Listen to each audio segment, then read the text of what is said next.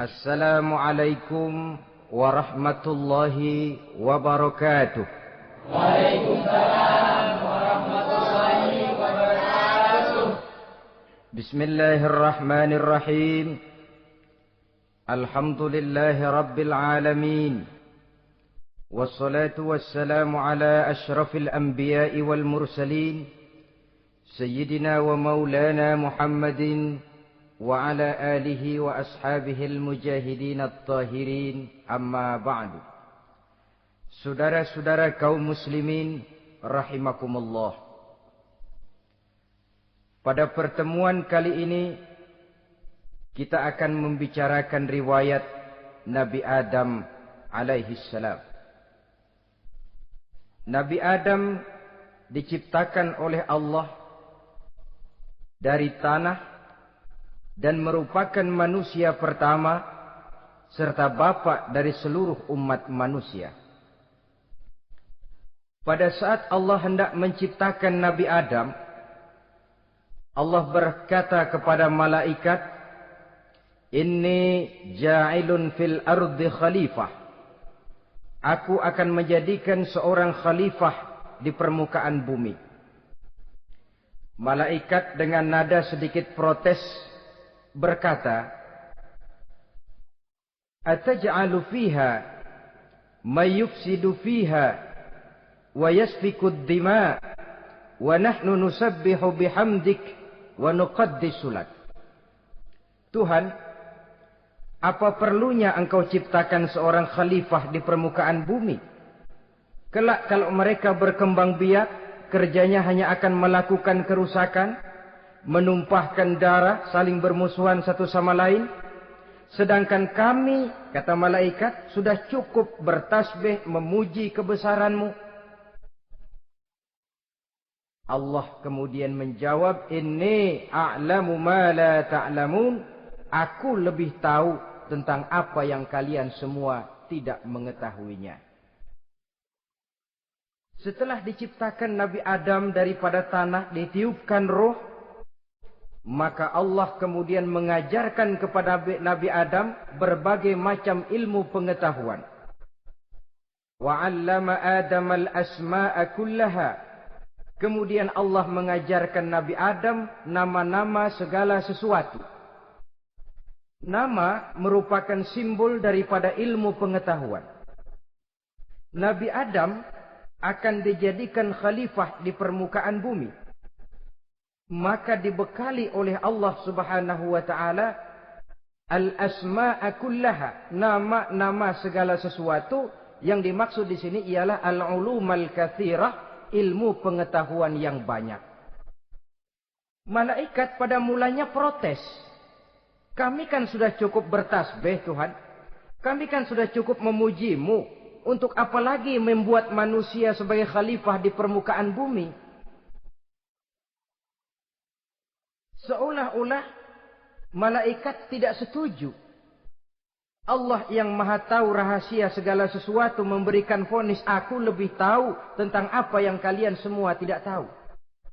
Oleh karena Nabi Adam dipersiapkan untuk menjadi seorang khalifah di permukaan bumi, maka dibekali oleh Allah dengan ilmu pengetahuan. Begitu Nabi Adam dan begitu kita.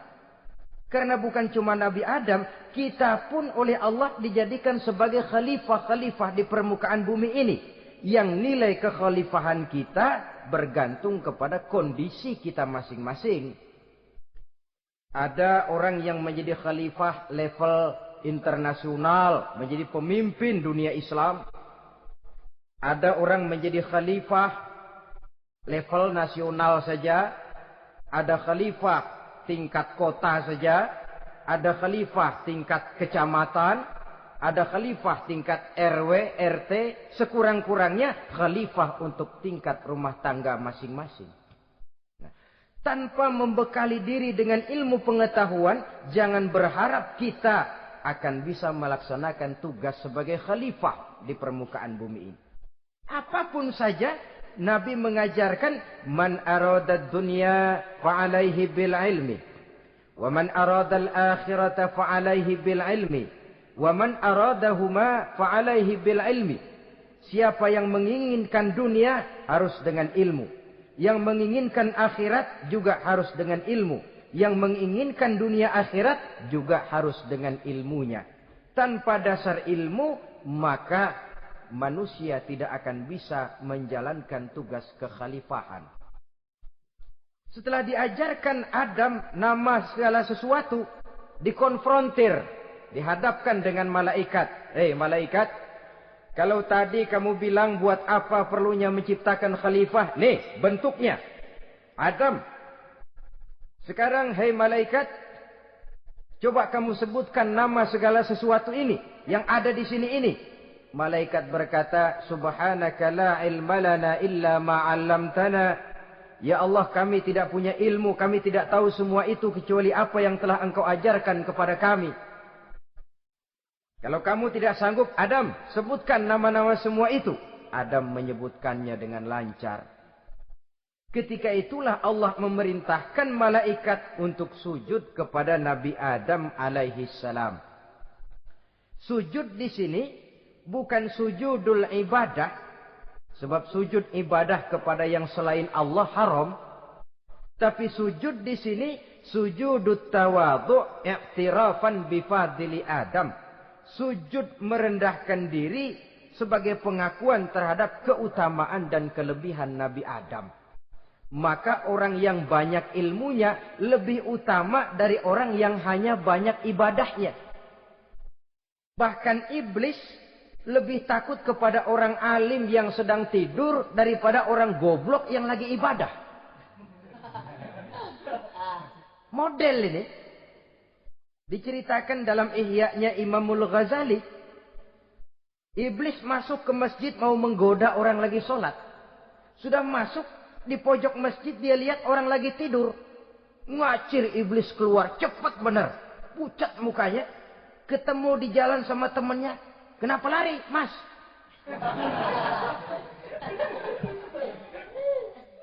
Kata temannya, saya mau goda orang sholat. Lalu tiba-tiba di pojok masjid saya lihat ada orang lagi tidur. Saya takut betul sama itu orang. Lari saya keluar. Loh, sama yang sembahyang sampean nggak takut, kok sama yang tidur takut bagaimana? Yang tidur itu orang alim. Yang lagi sembahyang itu orang goblok. Oh, godain orang goblok, saya colek juga dia lupa sembahyang. Tapi orang alim ini saya takut betul. Lah kalau diukur dengan malaikat waktu itu Nabi Adam, ibadahnya lebih banyak malaikat, jelas. Sudah bertasbih, sudah bertahmid malaikat. Nabi Adam baru diciptakan. Tapi kenapa Allah perintah malaikat sujud kepada Adam? I'tirafan bifadili Adam. Keutamaan Nabi Adam. Pantas untuk diserahi tugas sebagai khalifah mengatur kehidupan di muka bumi. Kalau malaikat yang jadi khalifah di dunia ini, enggak rame dunia. Coba, malaikat, material, harta enggak perlu. Seksual enggak perlu. Dunia ini hambar. Justru dunia ini menjadi ramai setelah manusia diberikan fungsi sebagai malaikat, sebagai khalifah oleh Allah Subhanahu wa taala. Saudara-saudara kaum muslimin rahimakumullah, setelah nyata kelebihan Nabi Adam, maka Allah perintahkan Nabi Adam tinggal di surga dengan segala kenikmatan yang ada di dalamnya. Tapi lantaran sendirian, kesepian Nabi Adam ini. Allah Maha tahu, maka diciptakannya pasangannya, yaitu Siti Hawa dari tulang rusuk yang sebelah kiri. Sehingga Nabi pernah pesan begini, Istausu bin nisa fa innahunna khuliqna min dhil'in. Hati-hati kamu ngadepi perempuan. Yang tolong dengar nih yang laki-laki. Yang perempuan belaga budak aja dulu lah. Hati-hati kamu ngadepi perempuan. Fa innahunna khuliqna min dhil'in, karena perempuan diciptakan dari tulang rusuk sebelah kiri. Apa watak tulang rusuk? Tulang rusuk itu kan bengkok. Perempuan tuh begitu, didiemin aja bengkok terus, dikerasin patah.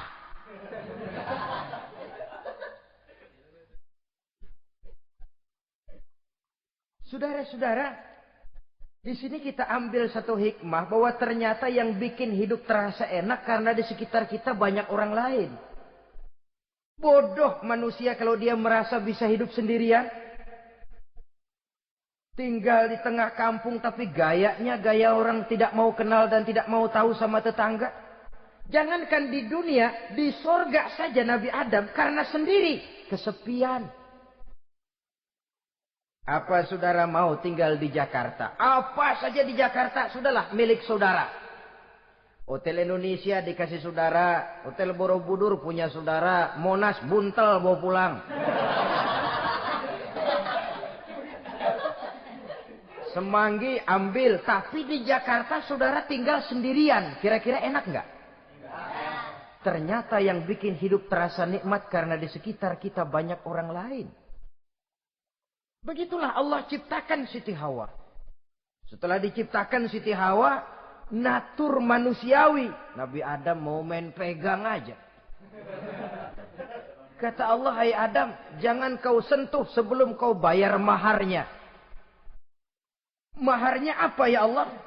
Maharnya antusalliya ala Muhammadin sallallahu alaihi wasallam.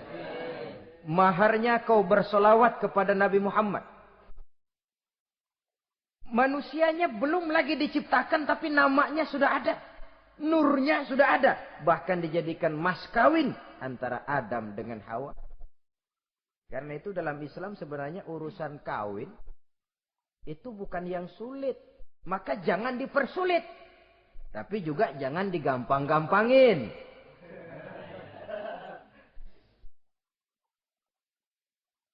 Artinya yang namanya mahar ini, walaupun cuma sebentuk cincin besi kalau orang sangat tidak mampu. Bahkan dengan mengajarkan Fatihah saja sah sudah. Saya terima nikahnya Fulanah binti Fulan, dengan mas kawinnya saya ajarkan dia surah Fatihah. Kalau memang kere betul, tidak punya apapun, sah sudah itu. Agama ini mudah, karena itu jangan dipersulit, tapi juga jangan digampang-gampangin. Setelah itu Allah memerintahkan, Ya Adam uskun anta wa zawjukal jannah. Hai Adam, kau dan istrimu tinggallah dalam surga. Wa kula minha ragadan haitsu syi'tuma. Segala makanan yang ada di dalamnya boleh kau makan. Pakaian yang aneka warna boleh kau pakai. Nikmati seluruh fasilitas yang ada di surga ini. Cuma atu aja Adam. Yang lain boleh dah. Mau ngapa pakai atu aja jangan. La taqraba hadhihi syajarah. Jangan kamu dekati pohon khuldi itu. Dekat saja jangan. Apalagi sampai metik. Jangan Adam. Saudara, ma'asyiral muslimin, itulah watak manusia. Kalau ada 10 persoalan, yang 9 boleh, yang 1 tidak boleh, yang tidak boleh yang bikin dia penasaran. Gua pengen tahu ngapa kagak boleh sih. timbul penasaran. Apalagi iblis selalu berusaha. Sebab pada waktu malaikat disuruh sujud, semuanya sujud kepada Adam. Iblis tidak mau sujud. Tuhan tegur iblis, kenapa kamu tidak mau sujud? Mana mungkin Tuhan, saya kan dibikin dari api, kata iblis. Adam dari tanah. Unsur api lebih mulia dari unsur tanah. Masa saya harus tunduk kepada Nabi Adam? Gengsi dong. Adam kan anak kemarin sore, baru dibikin. Masa saya harus tunduk kepada orang yang macam itu? Ini kan perintah aku, iblis. Kalau kau tidak mau tunduk, keluar dari sorga ini. Terusir iblis dari sorga karena kesombongannya tidak mau sujud kepada Adam. Nah, logika, kalau udah di sorga aja sombong diusir, apalagi yang masih tinggal di pinggir kali sombong.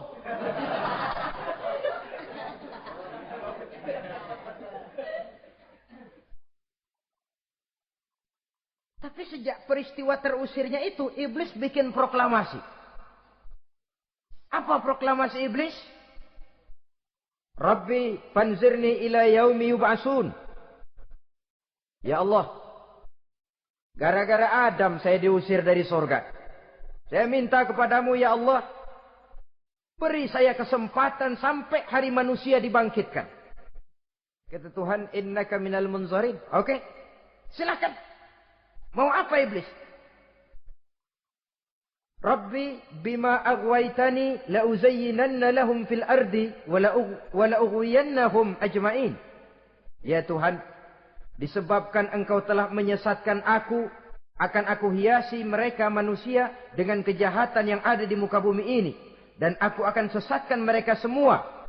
Ini proklamasi iblis. Gara-gara Adam saya terusir dari sorga. Maka sejak saat ini Adam dan seluruh keturunannya musuh bebuyutan saya. Akan saya lakukan segala macam cara untuk menggelincirkan manusia. Agar mereka menjadi orang yang engkau murkai ya Allah. Kemudian Allah memberikan jawaban. Dialog ini saudara bisa lihat dalam surah Al-Hijr. Ayat 40, 41 sampai 44. Kata Allah apa? Inna ibadi laisa laka alaihim sultanun illa manittaba'aka minal ghawin. Silahkan iblis. Yang lain barangkali bisa kau goda. Kecuali hamba-hambaku yang benar-benar hambaku, engkau tidak akan punya daya mempertipu mereka. Engkau tidak akan punya kemampuan menggelincirkan mereka. Kecuali kalau memang mereka sudah mau ikut pengaruhmu. Sepanjang mereka benar-benar menjadi hambaku, kata Allah. Hamba Allah yang sebenarnya, mereka di luar kekuasaanmu iblis. Tapi kalau mereka sudah turun menjadi hamba harta, hamba dunia, hamba pangkat, budak jabatan. Mereka itu yang bisa kau gelincirkan. Selama mereka masih tetap sebagai hambaku, kata Allah. Mereka di luar jangkauan kekuatan dan kekuasaanmu iblis. Nah, sejak saat itu kan iblis selalu nyari jalan. Nyari lantaran bagaimana Adam nih. Supaya dia tergelincir. Gara-gara dia saya diusir dari surga. Nguping terus iblis. Sampai akhirnya dia dapat berita tentang dilarangnya Nabi Adam mendekati pohon khuldi itu. Satu hari dengan muka sedih. Ya, iblis itu the best actor. Aktor ulung dia. Dengan roman muka sedih. Dia datang kepada Nabi Adam dan Siti Hawa. Kata Nabi Adam, iblis. Ente kok tampangnya demek amat sih?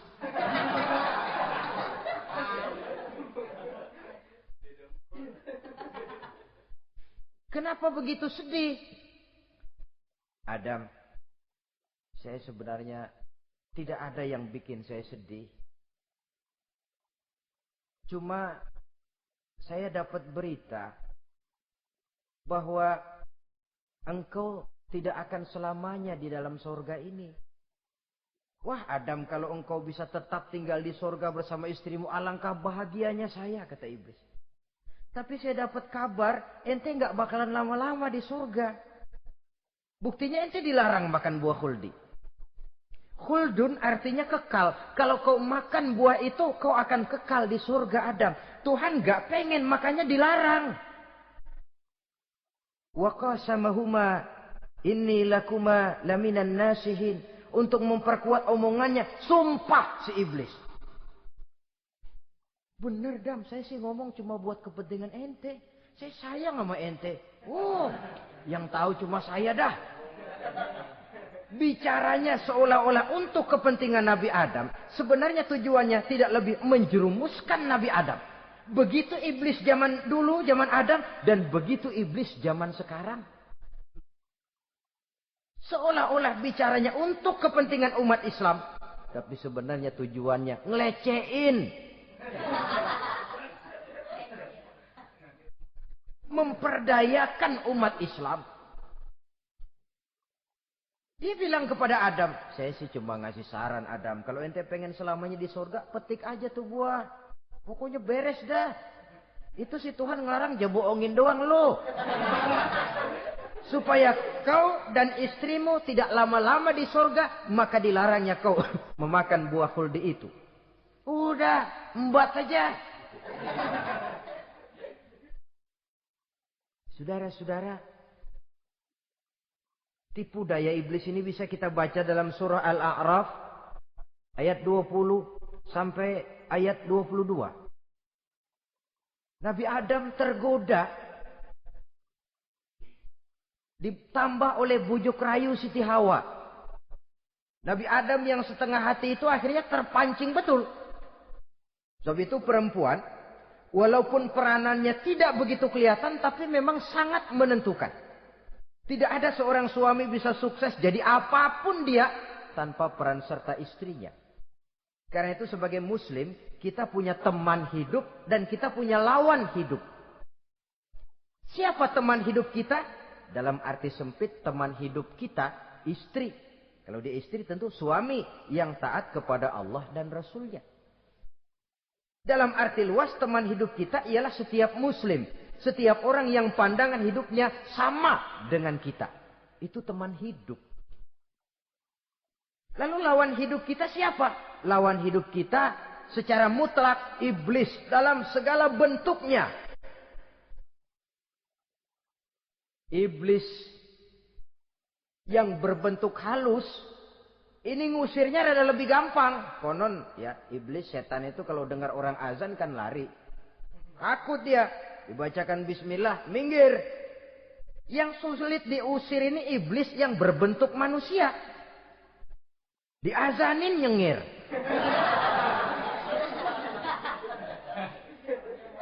Gawat ini. Saudara-saudara, ini musuh dalam artian mutlak. Sedangkan musuh dalam artian ideologis, setiap orang yang pandangan hidupnya tidak sama dengan kita.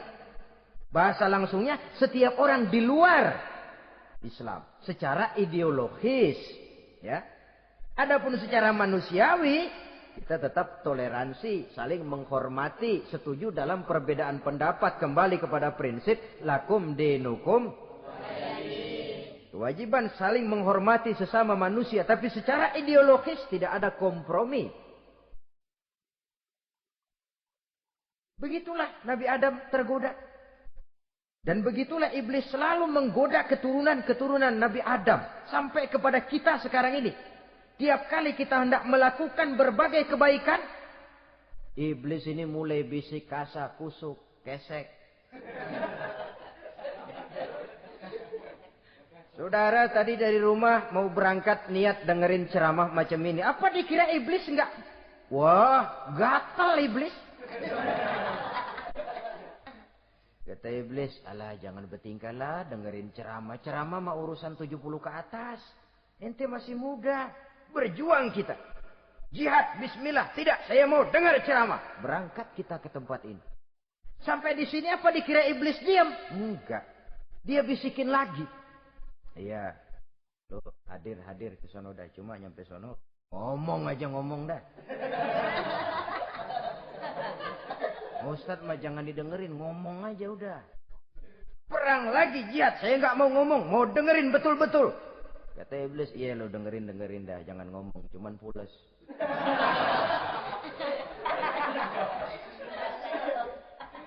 Segala macam cara dilakukan oleh iblis untuk menggelincirkan manusia.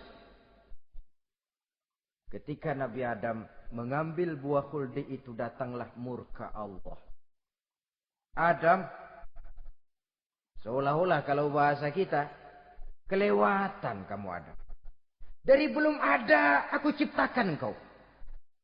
Barangkali kau merasa kesepian, aku ciptakan Hawa. Aku tinggikan derajatmu dari malaikat sampai malaikat sujud kepadamu. Aku perintahkan kau tinggal di sorga dengan seluruh fasilitas yang ada di dalamnya. Cuma satu yang aku minta, jangan dekati pohon khuldi, engkau tidak sanggup Adam. Keluar dari sorga ini. Terusir Nabi Adam dan Siti Hawa dari sorga. Turun ke dunia ini. Turun terpisah lagi. Ya Allah. Orang itu kalau biasa susah, ketemu susah sih menglalap namanya. Makanannya. Tapi biasa seneng ketemu susah. Ini yang kalau tidak kuat mental. Tengoklah zaman sekarang kan nih. Kalau tuan-tuan rajin baca pos kota. Kayaknya nyawa murah bener. Pasal duit 100, nyawa hilang. Pasal diputusin pacar, begon ditenggak. Gantung diri pakai tali plastik.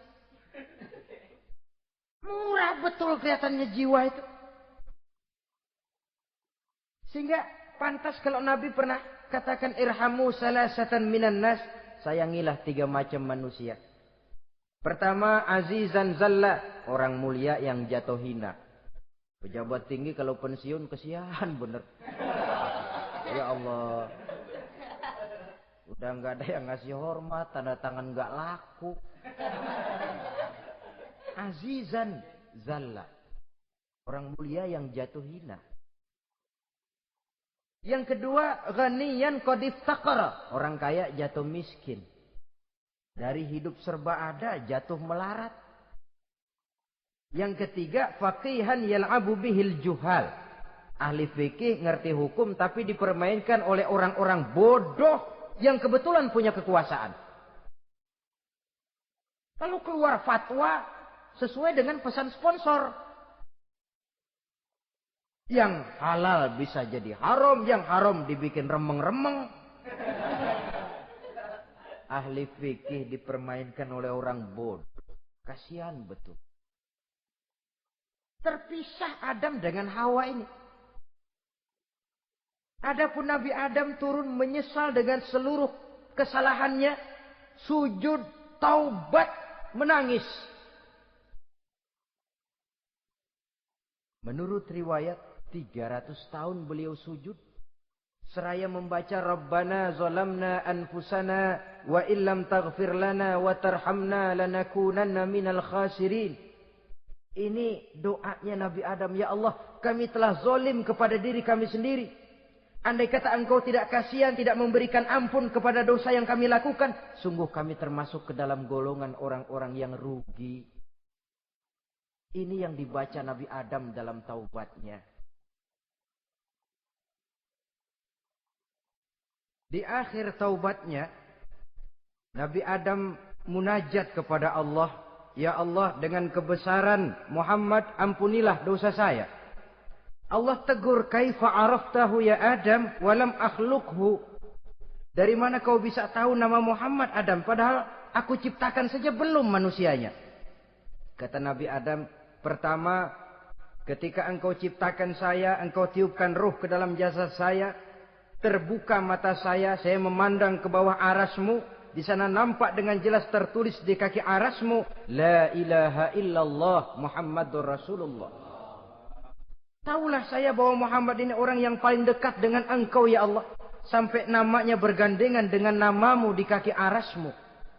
Yang kedua, ketika saya hendak menyentuh Hawa, kau juga yang mengatakan jangan kau bayar maharnya sebelum kau bersolawat kepada beliau. Saudara hadirin yang saya hormati, Nabi Adam diterima taubatnya oleh Allah. Kemudian dipertemukan kembali dengan Siti Hawa setelah sekian lama berpisah. Pertemuan itu terjadi di satu dataran luas, di satu padang yang luas, yang sampai sekarang dinamakan dengan Padang Arafat. Tempat para ibadah haji melakukan wukuf, yaitu puncak pelaksanaan ibadah haji. Dan pertemuan itu sendiri terjadi di atas sebuah bukit kecil yang diabadikan dengan nama Jabal Rahmah di kawasan Arafat itu. Di atas Jabal Rahmah itu ada satu monumen kecil untuk mengabadikan pertemuan Nabi Adam dengan Siti Hawa. Lalu tinggallah keduanya di permukaan bumi ini. Oleh Allah diberikan karunia keturunan yang banyak. Dan tiap kali lahir kembar. Kembarnya laki perempuan, laki perempuan, laki perempuan. Dari sinilah berkembang biak manusia. Di mana di zaman Nabi Adam perkawinannya silang. Karena tentu tidak ada manusia lain. Perkawinan silang itu artinya, kalau si A dan B, A ini laki, B perempuan, kemudian lahir kembar kedua antara C dengan D, maka begitulah yang A dikawinkan dengan D, yang C dikawinkan dengan B. Perkawinan silang. Tidak boleh perkawinan yang kembar sama di waktu dilahirkan. Nah, di antara putra-putra Nabi Adam yang kemudian juga membuat sejarah, yaitu Habil dan Qabil. Habil, saudara kembarnya namanya Labuda, perempuan. Qabil, saudara perempuannya Iklimah. Menurut hukum perkawinan waktu itu harus silang. Habil harus kawin dengan Iklimah dan Qabil harus kawin dengan Labuda. Tapi Qabil protes. Dia kepengen kawin dengan saudara kembarnya sendiri. Dalam arti yang sama-sama dilahirkan dengan dia, yaitu Iklimah. Kenapa? Karena kebetulan rupa Iklimah ini lebih cantik daripada Labuda. Protes kepada ayahandanya Nabi Adam. Abah, saya tidak terima, saya harus kawin dengan Iklimah. Tidak Qabil, kamu harus kawin dengan Labuda. Enggak mau. Kenapa dengan Labuda? Kurang kece.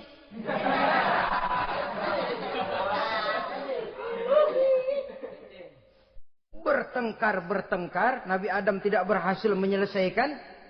Lalu diserahkan saja kepada Allah. Kata Allah begini saja.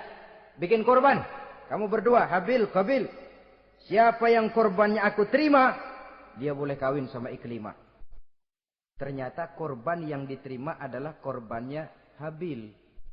Jadilah Habil kawin dengan Iklimah. Tapi Qabil tidak puas.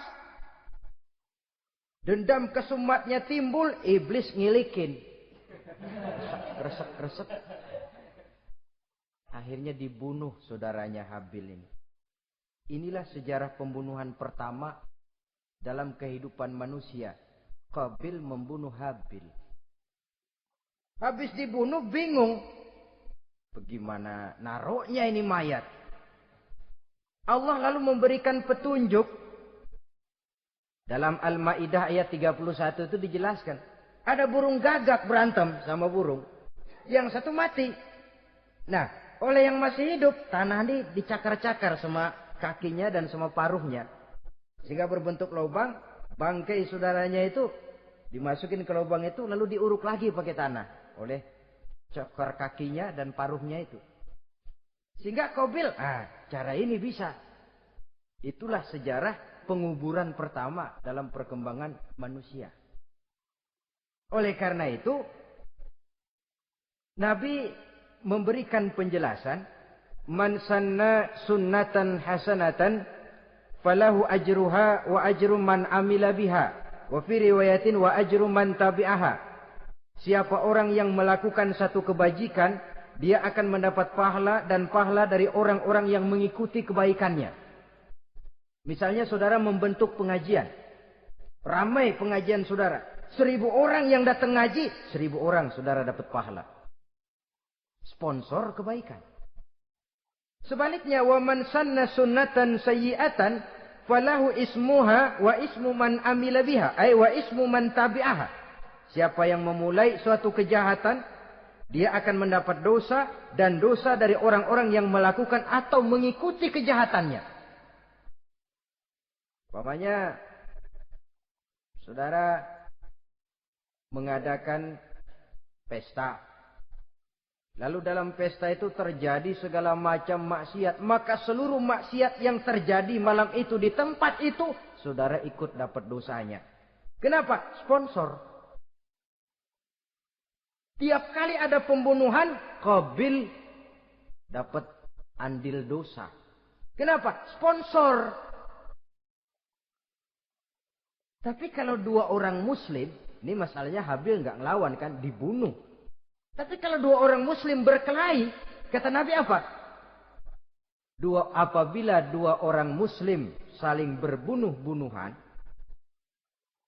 maka al-qatil wal maqtul finnar. Baik yang membunuh ataupun yang dibunuh, dua-duanya neraka. Sahabat heran, ya Rasul, kalau yang ngebunuh masuk neraka pantas. Tapi ini yang dibunuh, kenapa neraka juga? Soalnya sama-sama niat. Cuman keduluan aja. Itu kan masalahnya. Andai kata dia nggak terbunuh, dia yang akan membunuh. Niat itu sudah ada. Nah kalau Habil ini dia tidak punya niat membunuh. Dia memang dibunuh oleh Qabil. Saudara-saudara kaum muslimin rahimakumullah.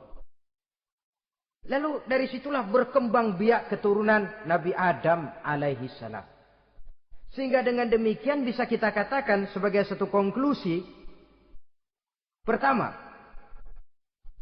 bahwa manusia adalah makhluk Allah yang menempati kedudukan tertinggi.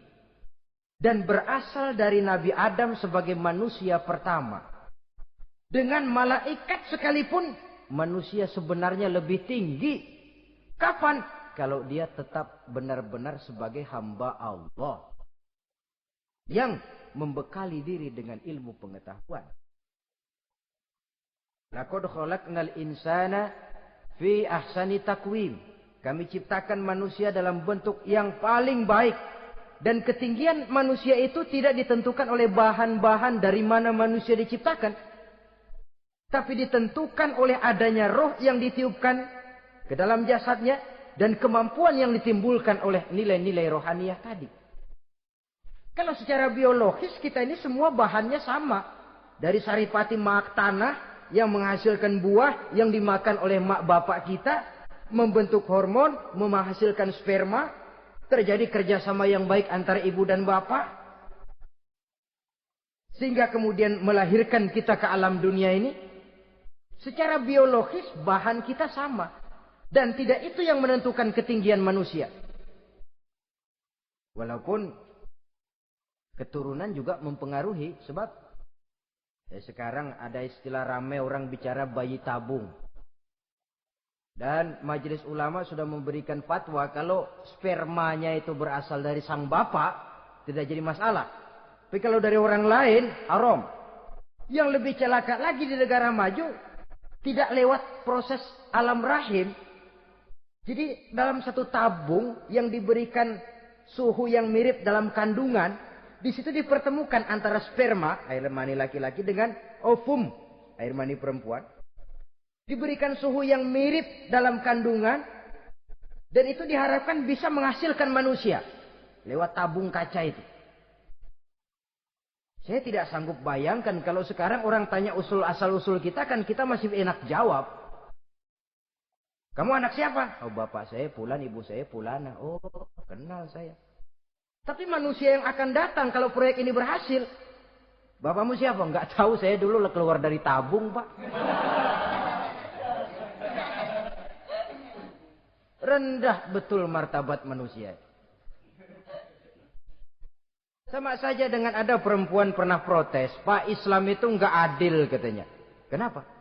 Masa dalam Islam laki-laki boleh kawin lebih dari satu, tapi perempuan nggak boleh kawin lebih dari satu? Supaya sama-sama adil, boleh dong perempuan punya laki lebih dari satu. Saya bilang, justru disitulah Islam itu hendak menjaga martabat manusia. Kalau seorang suami punya istri empat-empatnya lalu hamil, bapaknya jelas. Tapi kalau perempuan satu punya suami 4, lalu hamil, bapaknya yang mana ya?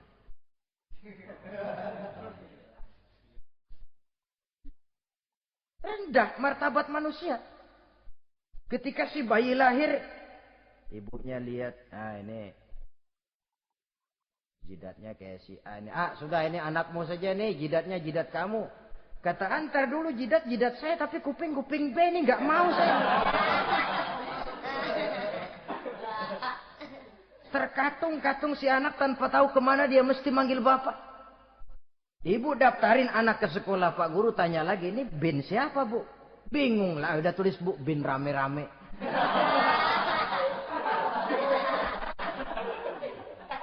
Kan rusak martabat manusia kalau sudah begitu. Justru Islam ini menjaga ketinggian martabat manusia.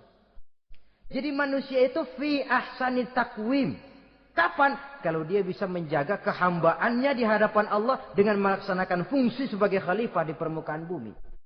Tapi bila dia sudah tidak lagi menjadi hamba Allah, tidak lagi berfungsi sebagai khalifah, dia sudah masuk summa radadnahu asfala safilin. Kami kembalikan ke tempat yang paling rendah, lebih rendah dari binatang sekalipun.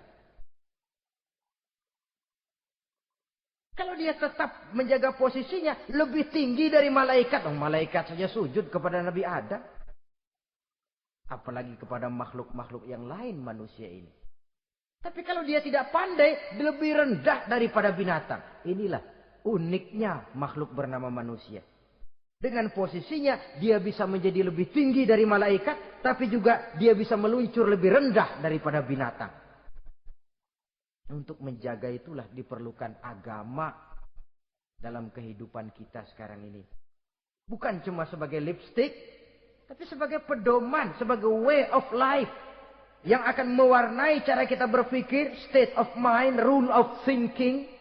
Cara kita memandang kehidupan ini. Diwarnai oleh nilai-nilai agama. Dengan demikian, maka manusia bukan keturunan kera. So, ada satu teori, namanya teori evolusi, yang disampaikan buat pertama kali oleh Charles Darwin. Dia mengemukakan teori bahwa perkembangan kehidupan sesungguhnya di dunia ini menunjukkan mata rantai yang utama melalui apa yang dia namakan seleksi alamiah. Mula-mula dari ikan, melalui seleksi ke amfibi. Dari amfibi ke reptil, dari reptil ke mamalia. Dari mamalia ke mamalia kecil. Dari mamalia kecil ke primat. Dari primat ke monyet. Dari monyet menjadi Homo erectus. Ini teori Darwin. Tapi dia tidak jelas-jelas mengatakan bahwa manusia keturunan monyet. Hanya seketurunan. Seketurunan kan tidak berarti keturunan. Begini saja. Toyota Kijang sama Toyota Corolla itu seketurunan. Tapi Corolla dengan Kijang kan lain. Cuma seketurunan. Dalam arti sumbernya sama. Makhluk yang tidak tahan seleksi alam. Oleh udara yang sangat dingin, perkembangan cuaca yang sangat panas, gempa bumi dan sebagainya. Seleksi alam dia namakan. Hilang, musnah dari peredaran. Seperti ada binatang raksasa itu, dinosaurus. Sekarang kan cuma tinggal dongeng saja. Tinggal nama atau kerangka. Itu oleh seleksi alam dia nggak lulus. Hilang. Yang bertahan, yang lulus seleksi alam. Manusia walaupun kecil yang lulus seleksi alam ini. Biar dihantam gempa bumi, angin topan, tetap aja ngejedok. Nah, teori Darwin ini, teori evolusi ini didukung dan dibuktikan oleh peninggalan fosil atau binatang dan tumbuhan yang hidup dan mati selama perkembangannya. Dari bentuk organik pertama hingga pendahulu terdekat daripada manusia. Tapi ada satu kelemahan dari pokok daripada teori evolusi ini. Pertama, garis perkembangan dari Homo erectus, yakni manusia jalan tegak, semacam gorilawi itu, sampai kepada manusia mutaakhir masih belum menentu. Artinya, okelah, kalau manusia seketurunan dengan kera, batas antara manusia yang wujud sekarang dengan manusia purba itu apa yang menjadi penghubung? Monyet tidak mungkin. Ini dianggap mata rantai yang hilang, missing link namanya dalam istilah ilmiahnya. Dan ini masih dicari sampai sekarang. Kalau pendahulu terdekat manusia mutaakhir ini manusia purba, katakan Homo erectus, manusia jalan tegak. Lalu generasi sudah itu sebelum berbentuk manusia apa? Ternyata sampai sekarang masih ada missing link, mata rantai yang hilang. Lalu yang kedua, teori evolusi berhenti kepada manusia mutaakhir. Kalau memang kita manusia sekarang ini hasil evolusi, tentu kita akan terus berevolusi lagi. Dan akan jadi apa kita nanti? Ternyata sudah ribuan tahun manusia tetap manusia begini-begini aja. Tidak berevolusi kita ini. Apa lalu matanya jadi cuma satu di tengah? Hasil evolusi? Kan tidak. Tidak berevolusi. Jadi kembali kepada Quran, manusia pertama adalah Nabi Adam. Dan manusia-manusia berikutnya keturunan daripada Nabi Adam. Dan bukan hasil evolusi daripada monyet. Juga tidak akan berevolusi kemana-mana. Kalau demikian benarkah teori evolusi? Untuk mengatakan mutlak benar, bukan wewenang kita. Untuk mengatakan salah total, juga kebenaran ilmu adalah relatif sebagai relatifnya daya pikir manusia. Di samping dia harus membuktikan kebenarannya, maka kebenaran ilmiah adalah kebenaran yang relatif dan temporer. Contoh kecil saja. Dulu orang berteori bahwa bagian yang terkecil dari satu benda namanya molekul, kan begitu? Molekul ini nggak bisa dibagi-bagi. Bagian yang paling kecil dari satu benda namanya molekul. Ilmu terus berkembang. Ternyata molekul sebenarnya terdiri daripada atom. Atom itulah bagian terkecil dari satu benda yang nggak bisa dibagi-bagi lagi. Nah, berubah sudah teori pertama. Tidak jadi molekul sekarang, atom. Belakangan rupanya atom masih tersusun dari partikel-partikel. Partikel inilah bagian yang terkecil dari satu benda. Berubah lagi sudah. Dan tidak mustahil akan ada penemuan bahwa partikel pun masih bisa dibagi-bagi lagi. Begitu juga dengan teori evolusi ini. Sehingga beberapa ahli semacam Dr. Charles Oxnard, Dr. Jane Paul Hallett dari Chicago dan California, mereka sudah membantah teori evolusi ini. Namun masalah paling pokok dari kita ialah kita diciptakan oleh Allah berasal dari Nabi Adam alaihi salam. Nabi Adam diciptakan dari tanah. Dan kita bukan hasil dari evolusi, juga tidak akan berevolusi. Nah, lalu kepada makhluk bernama manusia diberikan fungsi sebagai khalifah di permukaan bumi ini.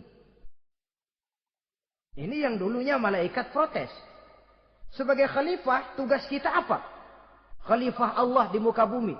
Menerjemahkan sifat Allah sesuai dengan batas-batas kemanusiaan kita. Allah Maha Pengasih. Berusahalah kita pengasih kepada makhluk sesuai dengan batasan manusiawi kita.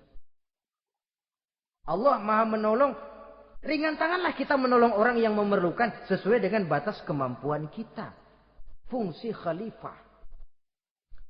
Untuk bisa berfungsi sebagai khalifah secara baik, kita harus mempunyai modal yang dinamakan ilmu pengetahuan. Dan Islam sangat menggalakkan itu. Jauh dulu 14 abad yang lalu, dari desa kecil yang bernama Mekah yang peta belum muat, orang di dunia belum kenal, sudah keluar seruan utlubil ilma walau bisin, tuntutlah ilmu walaupun di negeri Cina. Ngomong Cina di Mekah. Padahal Mekah waktu itu belum masuk peta, belum dikenal orang. Sudah ada revolusi ilmu dan budaya. Belajar walaupun harus nyebrang ke negeri Cina. Lalu ada lagi misalnya alimu auladakumus sibahata warrimayah, kata Nabi, ajarkan anakmu renang dan lempar lembing, lempar cakram, olahraga. Satu tanda Islam agama masa depan. 14 abad yang lalu di Saudi Arabia, Nabi mengajarkan ajari anakmu berenang. Kalau Islam agama untuk orang Arab saja, mau berenang di pasir. Tapi wawasan pandangannya luas. Bahwa Arab sebagian besar memang Islam, betul. Tapi Islam bukannya Arab, itu juga jelas. Sepanjang kita masih menjadi khalifah Allah, maka sepanjang itu kita fi ahsani taqwim. Nah, sebagai khalifah Allah kita bertugas membudidayakan alam ini. Kita kadang-kadang terlalu. Ada ayat, wa ma min dabatin fil ardi illa 'ala Allahi rizquha. Semua yang melata di muka bumi dijamin rezekinya oleh Allah. Ayat itu betul. Hak karena datang dari Allah. Bahwa rezeki disediakan di muka bumi memang. Tapi rezeki itu tidak turun begitu saja laksana jatuhnya embun di waktu pagi. Kita harus berusaha. Dan usaha manusia mencari rezeki lain dengan ayam. Kalau ayam dari tahun atu. Nyari rezekinya tuh modalnya cuma ceker patok. Coba. Dari tahun 1 ayam asal punya ceker, punya patok, sudah dapat rezeki dia. Nggak perlu masuk TK, SD, SMP. Tapi manusia cari rezeki, apalagi zaman sekarang. Persaingan hidup tajam, lapangan kerja sulit, tensi ekonomi tinggi. Masuk sekolah urusan, tamat sekolah urusan. Kadang-kadang dilema juga. Masuk perguruan tinggi negeri sulitnya setengah mati kayak unta masuk ke lubang jarum. Masuk perguruan tinggi swasta yang favorit biayanya selangit. Artinya tanpa membekali diri dengan ilmu, keahlian, skill, kemampuan, fungsi sebagai khalifah sulit untuk bisa kita laksanakan. Saudara-saudara kaum muslimin yang berbahagia. Kalau fungsi khalifah ini mampu kita laksanakan, iblis putus asa sudah. Sebagai khalifah, di satu pihak kita menyembah hanya kepada Allah. Di lain pihak kita membudidayakan alam ini. Ada apa sih di perut bumi? Minyak, gas, timah, emas. Ada apa sih di lautan? Pelajari lewat oceanografi. Membudidayakan alam. Air sungai supaya arusnya nggak mengalir mubazir. Ada manfaatnya, bisa menimbulkan energi yang menghasilkan tenaga listrik. Bisa mengairi persawahan, irigasi. Bikin apa? Bikin dam, membudidayakan alam. Tapi juga mengislamkan budidaya itu. Bahasanya mengkulturkan natur, mengislamkan kultur. Membudidayakan alam dan mengislamkan budi dan budaya manusia itu. Sehingga apapun yang kita kelola dari alam ini nantinya akan untuk menunjang tugas sebagai khalifah, sujud kepada Qadhi Rabbul Jalil. Saudara-saudara, maka bersyukur kita. Oleh Allah dijadikan manusia. Tidak pesan, terima beres, cantik. Dari segi biologis maupun psikologis, tidak ada makhluk secantik manusia. Dibekali dengan agama, di samping akal. Sehingga agama membimbing akal agar sampai kepada kebenaran yang hakiki. Kita sebagai keturunan Nabi Adam memegang fungsi khalifah. Jadi jangan main-main loh. Kita ini turunan Nabi, betul ini. Saudara-saudara yang hadir semua di depan saya ini, termasuk saya, kita gini, turunan Nabi kita ini. Nabi Adam. Jangan main-main loh. Turunan Nabi gini-gini. Nabi Adam.